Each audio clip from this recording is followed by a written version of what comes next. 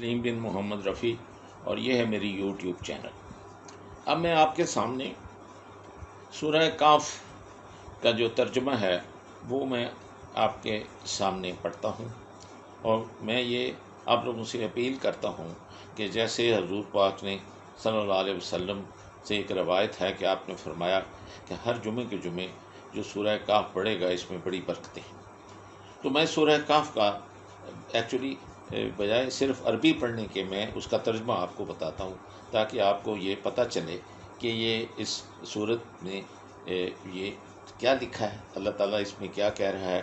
میں شروع سے صرف سے آپ کو یہ پہلے بتا دوں کہ یہ صورت جو ہے یہ غار والے لوگوں کا وہ حوالہ دیتی ہے، اس کی وہ ساری جو ان کے اوپر جو بیتی، جس طرح ان کو غار میں اللہ تعالیٰ نے 309 سال تک سلائے رکھا وہ بتایا۔ اور یہ واقعہ حضور پاک کی اپنی زندگی میں جب آپ پیغمبر تھے اس وقت نہیں ہوا تھا، بلکہ یہ کئی 100 سال پہلے کا واقعہ ہے۔ اور یہ کیوں قرآن پاک میں صورت میں اللہ نے بتایا، اس کی بیک گراؤنڈ یہ ہے کہ یہودی اور عیسائی حضور پاک کو تنگ کرتے تھے، اور وہ شک لوگوں کے دل میں ڈالتے تھے کہ ہم نہیں مانتے کہ یہ نعوذ باللہ پیغمبر ہیں۔ تو ان سے پوچھتے ہیں کہ اگر یہ اللہ کے پیغمبر ہوئے تو ان کو اس واقعہ کا پتہ ہوگا، کیونکہ یہ واقعہ اس وقت کے بادشاہ نے، جو کہ مسلمان نہیں تھا، وہ شرک کرتا تھا، اور یہ گروپ جو لوگوں کا تھا یہ اس پہ اس کے ساتھ اس شرک میں شامل نہیں تھے، یعنی یہ خدا پہ یقین رکھتے تھے۔ تو اللہ تعالیٰ نے ان کو کہا کہ تم چلو غار میں جاؤ اور سو جاؤ، اور ان کو سلائے رکھا۔ اور آپ یہ دیکھیں یہ اللہ کا معجزہ کہ 309 سال تک سلائے رکھا، اور ان کو کس طرح سے دائیں سے بائیں کروٹ اللہ میاں بدلاتا رہا، اور دھوپ کو حکم تھا کہ اگر اس طرف ہو تو اس طرف کترا جاؤ، دوسری طرف تو دوسری طرف کترا جاؤ، لیکن تم نے ان کے اوپر، ان کی باڈیز کے اوپر نہیں پڑنا۔ اور ان کا پاس جو کتا تھا وہ دروازے کے اوپر وہ اپنے پاؤں پھیلا بیٹھا تھا، تو اس کا جو سب کچھ گل سڑ کے وہ ختم ہو چکا تھا، جو کہ 309 سال میں ظاہر ہو چکا ہوگا۔ تو جب حضور پاک نے یہ کہانی پوری ان کو بتا دی تو وہ پریشان ہو گئے، انہوں نے کہا کہ نہیں یہ واقعی اللہ کا نبی ہے۔ تو یہ اس صورت کی بیک گراؤنڈ ہے۔ تو میں اب آپ کے سامنے اس کا ترجمہ پڑھتا ہوں۔ شروع اللہ کے نام سے جو بڑا مہربان رحمت رحم والا ہے۔ سب تعریف اللہ ہی کو ہے جس نے اپنے بندے محمد صلی اللہ علیہ وسلم پر یہ کتاب نازل کی، اور اس کتاب میں کسی طرح کی کچی اور پیچیدگی نہ رکھی، بلکہ سیدھی اور سلیس اتاری، تاکہ لوگوں کو عذاب سخت سے جو اس کی طرف سے آنے والا ہے ڈرائے، اور مومنوں کو جو نیک عمل کرتے ہیں خوشخبری سنائے کہ ان کے لیے ان کے کاموں کا نیک بدلہ یعنی بہشت ہے، جس میں وہ ابدالآباد رہیں گے۔ اور ان لوگوں کو بھی ڈرائے جو کہتے ہیں کہ اللہ نے کسی کو بیٹا بنا لیا ہے۔ یہ بڑی سخت بات ہے جو ان کے منہ سے نکلتی ہے، اور ان کو اس بات کا کچھ بھی علم نہیں، اور نہ ان کے باپ دادا ہی کو تھا۔ اور جیسے میں نے کہا یہ بڑی سخت بات ہے جو ان کے منہ سے نکلتی ہے، اور کچھ شک نہیں کہ جو کچھ کہتے ہیں محض جھوٹ ہے۔ اے پیغمبر، اگر یہ اس کلام پر ایمان نہ لائیں تو شاید تم ان کے پیچھے رنج کر کے اپنے تئیں ہلاک کر دو گے۔ جو چیز زمین پر ہے ہم نے اس کو زمین کے لیے آرائش بنایا ہے، تاکہ لوگوں کی آزمائش کریں کہ ان میں کون اچھے عمل کرنے والا ہے، اور جو چیز زمین پر ہے ہم اس کو نابود کر کے بنجر میدان کر دیں گے۔ کیا تم خیال کرتے ہو کہ غار اور لو والے ہماری نشانیوں میں سے عجیب تھے؟ جب وہ جوان غار میں جا رہے تھے تو کہنے لگے کہ اے ہمارے پروردگار، ہم پر اپنے ہاں سے رحمت نازل فرما، اور ہمارے کام میں درستی کے سامان مہیا کر۔ تو ہم نے غار میں کئی سال تک ان کے کانوں پر نیند کا پردہ ڈالے رکھا، یعنی ان کو سلائے رکھا، پھر ان کو جگا اٹھایا تاکہ معلوم کریں کہ جتنی مدت وہ غار میں رہے دونوں جماعتوں میں سے اس کی مقدار کس کو خوب یاد ہے۔ ہم ان کے حالات تم سے صحیح صحیح بیان کرتے ہیں۔ وہ کئی جوان تھے جو اپنے پروردگار پر ایمان لائے تھے، اور ہم نے ان کو اور زیادہ ہدایت دی تھی، اور ان کے دلوں کو مضبوط کر دیا تھا۔ جب اٹھ کھڑے ہوئے تو کہنے لگے کہ ہمارا پروردگار آسمانوں اور زمین کا مالک ہے، ہم اس کے سوا کسی کو معبود سمجھ کر نہ پکاریں گے۔ اگر ایسا کیا تو اس وقت ہم نے بعید از عقل بات کہی، ان ہماری قوم کے لوگوں نے اس کے سوا اور معبود بنا رکھے ہیں، بھلا یہ ان کے معبود ہونے پر کوئی کھلی دلیل کیوں نہیں لاتے؟ تو اس سے زیادہ کون ظالم ہے جو اللہ پر جھوٹ افطرا کرے؟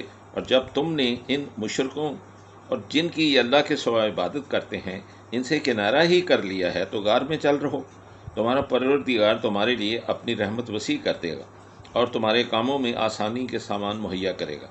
جب سورج نکلے تو تم دیکھو کہ دھوپ ان کی غار سے دہنی طرف سمٹ جائے، اور جب غروب ہو تو ان سے بائیں طرف کترا جائے، اور وہ اس کے میدان میں تھے۔ یہ اللہ کی نشانیوں میں سے نشانیاں ہیں، جس کو اللہ ہدایت دے وہ ہدایت یاب ہے، اور جس کو اللہ گمراہ کرے تو تم اس کے لیے کوئی دوست صحیح راہ بتانے والا نہ پاؤ گے۔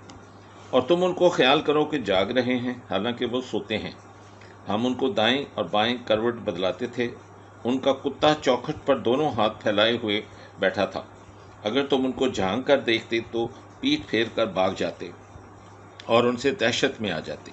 اور اسی طرح ہم نے ان کو اٹھایا تاکہ آپس میں ایک دوسرے سے دریافت کریں۔ ایک کہنے والے نے کہا کہ تم یہاں کتنی مدت رہے؟ انہوں نے کہا کہ 1 دن یا اس سے بھی کم۔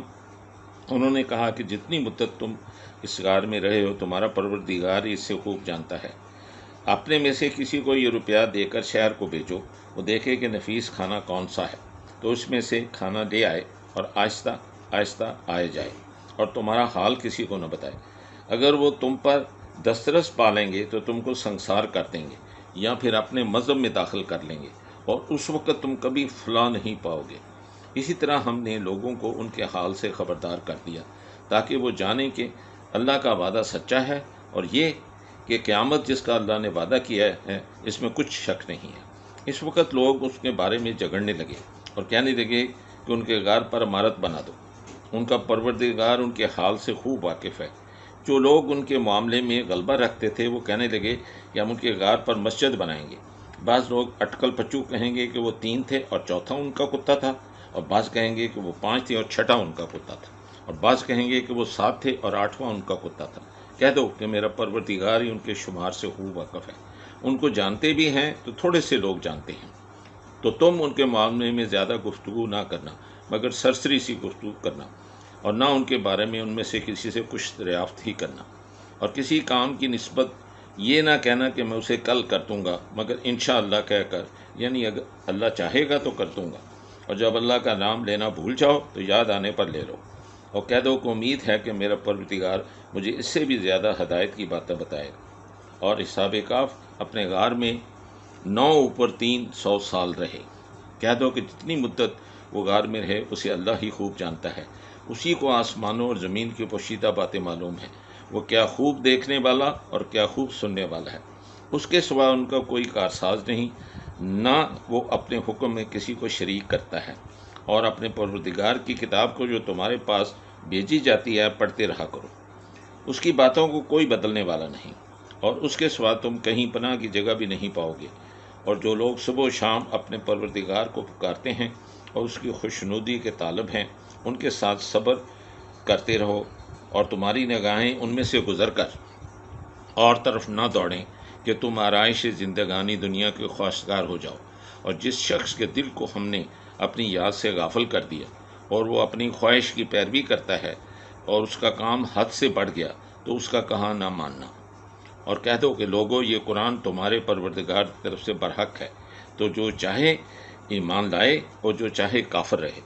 ہم نے ظالموں کے لیے دوزخ کی آگ تیار کر رکھی ہے جس کی کناتیں ان کو گھیر رہی ہوں گی، اور اگر فریاد کریں گے تو ایسے کھولتے ہوئے پانی سے ان کی داد رسی کی جائے گی جو پگھلے ہوئے تانبے کی طرح گرم ہوگا اور جو منہوں کو بھون ڈالے گا۔ ان کے پینے کا پانی بھی برا اور آرام گاہ بھی بری۔ اور جو ایمان لائے اور کام بھی نیک کرتے رہے تو ہم نیک کام کرنے والوں کا اجر ضائع نہیں کرتے۔ ایسے لوگوں کے لیے ہمیشہ رہنے کے لیے باغ ہوں گے جن میں ان کے محلوں کے نیچے نہریں بہہ رہی ہوں گی، ان کو وہاں سونے کے کنگن پہنائے جائیں گے، اور وہ باریک دیبا اور اطلس کے سبز کپڑے پہنا کریں گے، اور تختوں پر تکیے لگا کر بیٹھا کریں گے۔ کیا خوب بدلہ اور کیا خوب آرام گاہ ہے۔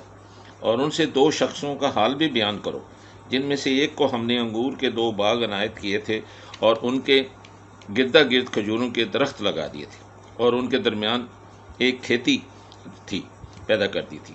دونوں باغ کثرت سے پھل لاتے تھے اور اس کی پیداوار میں کبھی کسی طرح کی کمی نہ ہوتی تھی، اور ان دونوں میں ہم نے ایک نہر بھی جاری کر رکھی تھی۔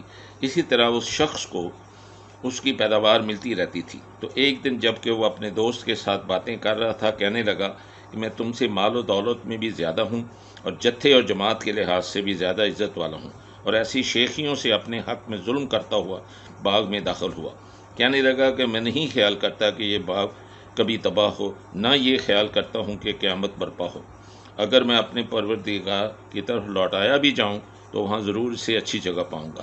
تو اس کا دوست جو اس سے گفتگو کر رہا تھا کہنے لگا کہ تم اللہ سے کفر کرتے ہو، جس نے تم کو مٹی سے پیدا کیا اور پھر نطفے سے، پھر تمہیں پورا مرد بنایا۔ مگر میں تو یہ کہتا ہوں کہ اللہ ہی میرا پروردگار ہے اور میں اپنے پروردگار کے ساتھ کسی کو شریک نہیں بناتا۔ اور بھلا جب تم اپنے باغ میں داخل ہوئے تو تم نے ماشاء اللہ قوت الا باللہ کیوں نہ کہا؟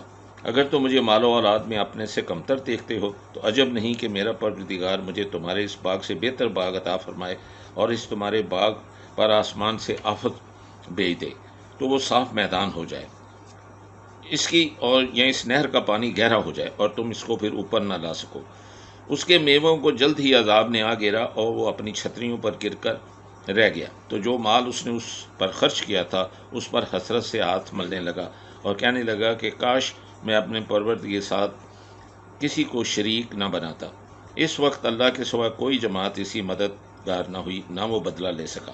یہاں سے ثابت ہوا کہ حکومت سب اللہ برحق ہی کی ہے، اسی کا صلہ بہتر اور اسی کا بدلہ اچھا ہے۔ اور ان سے دنیا کی زندگی کی مثال بھی بیان کر دو، وہ ایسی ہے جیسے پانی جسے ہم نے آسمان سے برسایا تو اس کے ساتھ زمین کی روئیدگی مل گئی، پھر وہ چورا چورا ہو گئی کہ ہوائیں اسے اڑاتی پھرتی ہیں۔ اور اللہ تو ہر چیز پر قدرت رکھتا ہے۔ مال اور بیٹے تو دنیا کی زندگی کی رونق و زینت ہیں، اور نیکیاں ہیں وہ باقی رہنے والی ہیں، اور وہ ثواب کے لحاظ سے تمہارے پروردگار کے ہاں بہت اچھی اور امید کے لحاظ سے بہت بہتر ہیں۔ اور جس دن ہم پہاڑوں کو چلائیں گے اور تم زمین کو صاف میدان دیکھو گے اور ان لوگوں کو ہم سب کو جمع کر لیں گے تو ان میں سے کسی کو بھی نہیں چھوڑیں گے، اور سب تمہارے پروردگار کے سامنے سب باندھ کر لائے جائیں گے۔ تو ہم ان سے کہیں گے جس طرح ہم نے تم کو پہلی بار پیدا کیا تھا اسی طرح آج تم ہمارے سامنے ہاتھ باندھ کر آئے ہو، لیکن تم نے تو یہ خیال کر رکھا تھا کہ ہم نے تمہارے لیے قیامت کا کوئی وقت مقرر ہی نہیں کیا، اور عملوں کی کتاب کھول کر سامنے رکھی جائے گی تو تم گناہگاروں کو دیکھو گے کہ جو کچھ اس میں لکھا ہوگا اس سے ڈر رہے ہوں گے اور کہیں گے کہ ہائے شامت، یہ کیسی کتاب ہے کہ نہ چھوٹی بات کو چھوڑتی ہے نہ بڑی کو، کوئی بات بھی نہیں مگر اسے لکھ رکھا ہے، اور جو عمل کیے ہوں گے سب کو حاضر پائیں گے، اور تمہارا پروردگار کسی پر ظلم نہیں کرے گا۔ اور جب ہم نے فرشتوں کو حکم دیا کہ آدم کو سجدہ کرو تو سب نے کیا، مگر ابلیس نے نہ کیا کیونکہ وہ جنات میں سے تھا اور وہ اپنے پروردگار کے حکم سے باہر ہو گیا۔ کیا تم ابلیس کو اور اس کی اولاد کو میرے سوا دوست بناتے ہو، حالانکہ وہ تمہارے کھلے دشمن ہیں؟ اور شیطان کی دوستی ظالموں کے لیے اللہ کی دوستی کا برا بدل ہے۔ میں نے ان کو نہ تو آسمانوں اور زمین کے پیدا کرنے کے وقت بلایا تھا اور نہ خود ان کو پیدا کرنے کے وقت بلایا تھا، اور میں ایسا نہ تھا کہ گمراہ کرنے والوں کو اپنا مددگار بناتا۔ اور جس دن اللہ فرمائے گا کہ اب میرے شریکوں کو جن کی نسبت تم گوانے الوہیت رکھتے تھے بلاؤ، تو وہ ان کو بلائیں گے مگر وہ ان کو کچھ جواب نہ دیں گے۔ ہم ان کے بیچ میں ایک ہلاکت کی جگہ بنا دیں گے، اور گناہگار لوگ دوزخ کو دیکھیں گے تو یقین کر لیں گے کہ وہ اس میں پڑنے والے ہیں اور اس سے بچنے کا کوئی رستہ نہ پائیں گے۔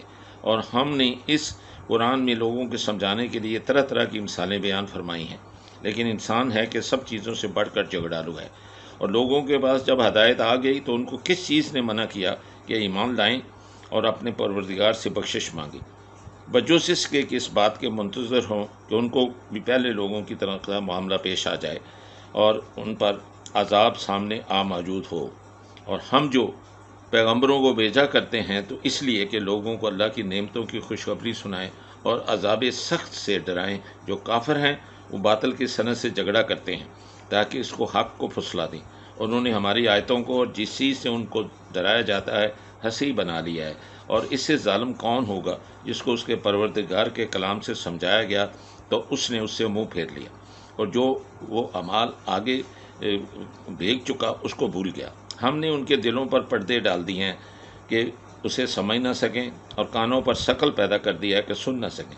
اگر تم ان کو صحیح راستے کی طرف بلاؤ بھی تو وہ کبھی صحیح راستے پر نہ آئیں گے، اور تمہارا پروردگار بخشنے والا صاحب رحمت ہے۔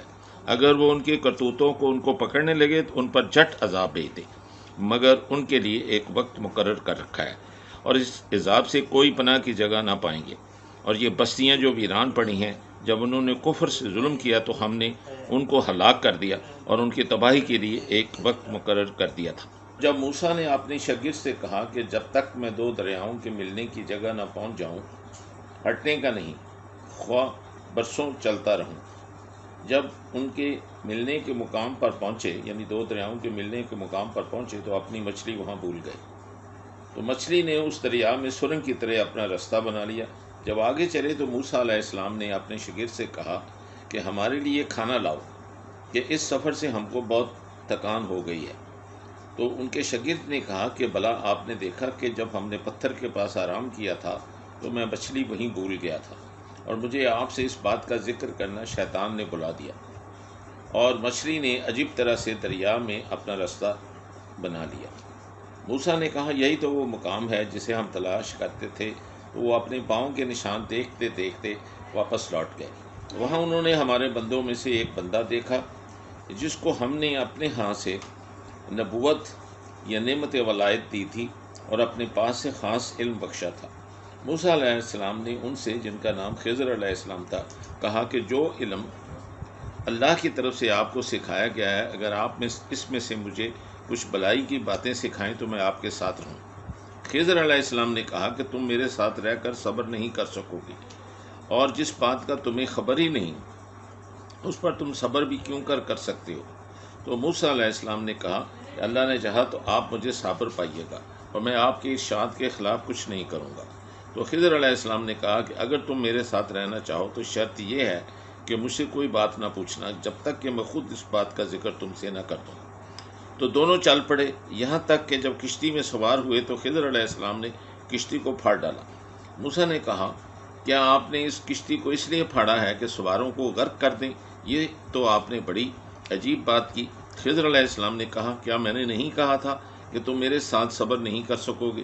تو موسیٰ علیہ السلام نے کہا کہ یہ جو بھول مجھ سے ہوئی ہے اس پر مواخذہ نہ کیجیے اور میرے معاملے میں مجھ پر مشکل نہ ڈالیے۔ پھر دونوں چلے، یہاں تک کہ رستے میں ایک لڑکا ملا تو خضر علیہ السلام نے اس لڑکے کو مار ڈالا۔ موسیٰ نے کہا کہ آپ نے ایک بے گناہ شخص کو ناحق بغیر قصاص کے مار ڈالا ہے، یہ تو آپ نے بری بات کی۔ خضر علیہ السلام نے کہا کہ کیا میں نے نہیں کہا تھا کہ تم میرے ساتھ صبر نہیں کر سکو گے؟ انہوں نے کہا کہ اگر میں اس کے بعد پھر کوئی بات پوچھوں یعنی اعتراض کروں تو مجھے آپ اپنے ساتھ نہ رکھیے گا، کہ آپ میری طرف سے عذر کے قبول کرنے میں غایت کو پہنچ گئے۔ پھر دونوں چلے، یہاں تک کہ گاؤں والوں کے پاس پہنچے اور ان گاؤں والوں سے کھانا طلب کیا۔ ان گاؤں والوں نے ان کی ضیافت کرنے سے انکار کر دیا۔ پھر انہوں نے وہاں ایک دیوار دیکھی جو جھک کر گرا چاہتی تھی، تو خضر علیہ السلام نے اس دیوار کو سیدھا کر دی۔ موسیٰ علیہ السلام نے کہا کہ آپ چاہتے تو ان گاؤں والوں سے اس دیوار کو سیدھا کرنے کا معاوضہ لیتے تاکہ کھانے کا کام چلتا۔ تو خضر علیہ السلام نے کہا کہ اب مجھ میں اور تجھ میں علیحدگی ہے، مگر جن باتوں پر تم صبر نہ کر سکے میں ان باتوں کا تمہیں بھید بتائے دیتا ہوں۔ وہ جو کشتی تھی وہ غریب لوگوں کی تھی جو دریا میں محنت کر کے یعنی کشتیاں چلا کر گزارا کرتے تھے، اور ان کے سامنے کی طرف ایک بادشاہ رہتا تھا جو ہر ایک کشتی کو زبردستی چھین لیتا تھا۔ تو میں نے چاہا کہ اس کشتی کو عیبدار کر دوں تاکہ وہ اسے غصب نہ کر سکے، اور وہ جو لڑکا تھا اس کے ماں باپ دونوں مومن تھے۔ ہمیں اندیشہ ہوا کہ وہ بڑا ہو کر بد کردار ہوگا، کہیں اپنے والدین کو بھی سرکشی اور کفر میں نہ پھنسا دے۔ تو ہم نے چاہا کہ ان کا پروردگار اس بچے کی جگہ ان کو اور بچہ عطا فرمائے جو پاک نیتی میں بہتر اور محبت میں زیادہ قریب ہو۔ اور وہ جو دیوار تھی وہ 2 یتیم لڑکوں کی تھی جو شہر میں رہتے تھے، اور اس دیوار کے نیچے ان کا خزانہ دفن تھا، اور ان کا باپ ایک نیک آدمی تھا، تو تمہارے پروردگار نے چاہا کہ وہ جب اپنی جوانی کو پہنچ جائیں تو پھر اپنا خزانہ نکالیں۔ یہ تمہارے پروردگار کی مہربانی ہے اور یہ کام میں نے اپنی طرف سے نہیں کیے۔ یہ ان باتوں کی حقیقت ہے جن پر تم صبر نہ کر سکے۔ اور پھر تم سے یہ لوگ ذوالقرنین کے بارے میں دریافت کرتے ہیں، کہہ دو کہ میں ذوالقرنین کا حال کسی قدر تمہیں پڑھ کر سناتا ہوں۔ ہم نے ذوالقرنین کو زمین میں بڑی دسترس دی تھی اور ہر طرح کا سامان عطا کیا تھا۔ تو ذوالقرنین نے سفر کا ایک سامان کیا، یہاں تک کہ جب سورج کے غروب ہونے کی جگہ پہنچا تو اسے ایسے پایا کہ ایک کیچڑ کی ندی میں ڈوب رہا ہے، اور اس ندی کے پاس ایک قوم دیکھی۔ ہم نے کہا ذوالقرنین، تم اس قوم کو خواہ تکلیف دو خواہ ان کے بارے میں بلائی اختیار کرو، دونوں باتوں کی تم کو قدرت ہے۔ ذوالقرنین نے کہا کہ جو کفر و بد کرداری سے ظلم کرے گا اسے وہ عذاب دے گا، اور پھر جب وہ اپنے پروردگار کی طرف لوٹائے جائیں گے تو وہ اسے بھی بڑا عذاب دے گا، اور جو ایمان لائیں گے اور عمل نیک کرے گا تو اس کے لیے بہت اچھا بدلہ ہے۔ اور ذوالقرنین نے کہا کہ ہم اپنے معاملے میں اس پر کسی طرح کی سختی نہیں کریں گے بلکہ اس سے نرم بات کہیں گے۔ پھر اس نے ایک اور سامان سفر کیا، یہاں تک کہ سورج کے طلوع ہونے کے مقام پر پہنچا تو دیکھا کہ وہ ایسے لوگوں پر طلوع ہوتا ہے جس کے لیے ہم نے سورج کی اس طرف کوئی اوٹ نہیں بنائی تھی۔ حقیقت الحال یوں تھی کہ جو کچھ اس کے پاس تھا ہم کو سب کی خبر تھی۔ پھر ذوالقرنین نے ایک اور سامان سفر کیا، یہاں تک کہ 2 دیواروں کے درمیان پہنچا تو دیکھا کہ اس کے اس طرف کچھ لوگ ہیں کہ بات کو سمجھ ہی نہیں سکتے۔ ان لوگوں نے کہا کہ ذوالقرنین، یہ یاجوج اور ماجوج زمین میں فساد کرتے رہتے ہیں، بھلا ہم آپ کے لیے خرچ کا انتظام کر دیں کہ آپ ہمارے اور یاجوج ماجوج کے درمیان ایک دیوار کھینچ دیں۔ ذوالقرنین نے کہا کہ خرچ کا جو دور اللہ نے مجھے بخشا ہے وہ بہت اچھا ہے، تو مجھے قوت بازو سے مدد ہو، میں تمہارے اور ان کے درمیان ایک مضبوط اوٹ بنا دوں گا۔ تو تم لوہے کے بڑے بڑے تختے لاؤ۔ چنانچہ کام جاری کر دیا گیا، یہاں تک کہ جب اس نے دونوں پہاڑوں کے درمیان کا حصہ برابر کر دیا تو کہا کہ اب اسے دھونکو، یہاں تک کہ جب اس کو دھونک کر آگ کر دیا تو کہا کیا میرے پاس تانبا لاؤ کہ اس پر پگھلا کر ڈال دوں۔ پھر ان میں یہ قدرت نہ رہی کہ اس دیوار پر چڑھ سکیں اور نہ یہ طاقت رہی کہ اس میں نقب لگا سکیں۔ تو ذوالقرنین بولا کہ یہ میرے پروردگار کی مہربانی ہے، جب میرے پروردگار کا وعدہ آ پہنچے گا تو اس دیوار کو ڈھا کر ہموار کر دے گا، اور میرے پروردگار کا وعدہ سچا ہے۔ اس روز ہم ان کو چھوڑ دیں گے کہ روئے زمین میں پھیل کر ایک دوسرے میں گھس جائیں گے، اور سور پھونکا جائے گا تو ہم سب کو جمع کر لیں گے، اور اس روز جہنم کو کافروں کے سامنے لائیں گے جن کی آنکھیں میری یاد سے پردے میں تھیں اور وہ سننے کی طاقت نہیں رکھتے تھے۔ کیا کافر یہ خیال کرتے ہیں کہ وہ ہمارے بندوں کو ہمارے سوا اپنا کارساز بنائیں گے تو ہم خفا نہیں ہوں گے؟ ہم نے ایسے کافروں کے لیے جہنم کی مہمانی تیار کر رکھی ہے۔ کہہ دو کہ ہم تمہیں بتائیں کہ جو عملوں کے لحاظ سے بڑے نقصان میں ہیں یہ وہ لوگ ہیں جن کی صحیح دنیا کی زندگی میں برباد ہو گئی، اور وہ یہ سمجھے ہوئے ہیں کہ وہ اچھے کام کر رہے ہیں۔